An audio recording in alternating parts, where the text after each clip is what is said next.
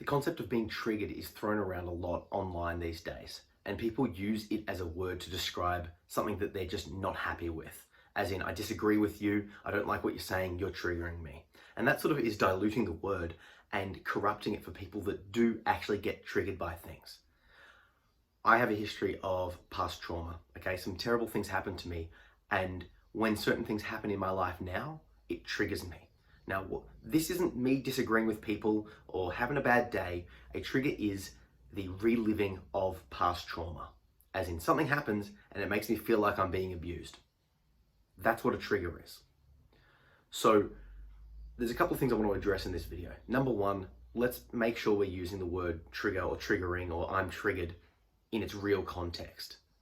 Something happened to you in the past, and now that memory of that is triggering you. Something in the present is causing you to relive that, and that's traumatic, and you can't cope. That's what being triggered is. The second thing I want to address is whose responsibility is it to deal with the trigger? So if I'm walking around and something triggers me, I've learned that it's in me. It's on me to deal with that, in the sense that people will say and do things that are quote unquote normal. But because of what's happened to me in the past, those normal behaviors trigger me. Now, should I try and change those people? Should I try and be like, hey, don't do that again? Or even more extreme, try and change the world to stop that behavior? I don't think so. I don't think that's fair. What I think is fair, however, is for me to say, particularly if they're strangers, I just ignore and go away. But if they're people that are close to me, I will let them know and saying, hey, it's not your fault. You're not doing anything wrong. You're just being completely normal, and I recognize that. But when you say or do this specific thing, that triggers me. That makes me feel like I'm reliving past trauma. So if you could, I would appreciate that you just be aware of that in this moment. Be aware that that's going to impact me, right? So I'm highlighting it to the specific person in the specific instance and saying, hey, this is what's happening. But then I have to follow it up and say, because that person will, and I've done this, this happened a few times, so I can speak from experience, the person will take it personally in the sense that they will think that I'm criticizing them or attacking them or blaming them for triggering me. I'm not. And we have this discussion I have the discussion with the person and say, hey, it's actually on me, right? There was no intent to hurt me in your actions or your words. You didn't mean to trigger me, but I am getting triggered. So me having this conversation with you, me highlighting the fact that I'm triggered right now, is me taking action to address it. What does that mean for you? Well, it means that I've let you know that, so you know what those specific words or actions will do. So perhaps we can arrange a different way to do that activity, or we can talk about it. I'm not blaming you in any capacity. The only way that I would be blaming you is now that you know, if you purposely do it, if you purposely use those words or do those actions, that would be upsetting to me because you know how it impacts me now.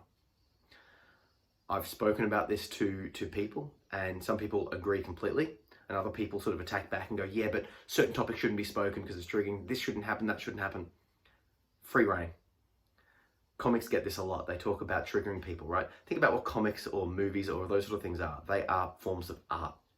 If you find someone and you like what they're doing, great. If they trigger you, don't consume their art, right? If the stuff I'm saying is triggering for you, don't subscribe, right? But what you shouldn't do is try and change me. Unless we're in person, unless we're close. If it's an online public figure, if it's an online forum, just step away. You don't have the right to change the world for individual triggers. Now, obviously, there's layers and there's depth to this, and it's far more nuanced than a 5 to 10 minute video will give. And there are certain things that society condemns, right? There are certain behaviors and actions that are just triggering on a societal level. That's different. But if you, for example, get triggered by chocolate cake because something happened to you with chocolate cake when you were growing up, trying to ban chocolate cake from the world is not fair and not realistic. What you should do is say, hey to the people close, don't bring chocolate cake near me, it triggers me. And avoid going to cafes, because it's on you. This is one of the hardest truths that I've realized about recovering from trauma in the past. It's on me to deal with it, it's on me to address it. So part of me learning to have these conversations with people is me addressing my past trauma. It's not fair. I didn't ask for it. I hate that I have to do this, but I do. Why do I have to do it? Because I want to live as functionally as possible in modern society. Yeah? If you've got an issue with this video, which I can already hear the comments coming, please comment below and we can have the dialogue. I can explain it more.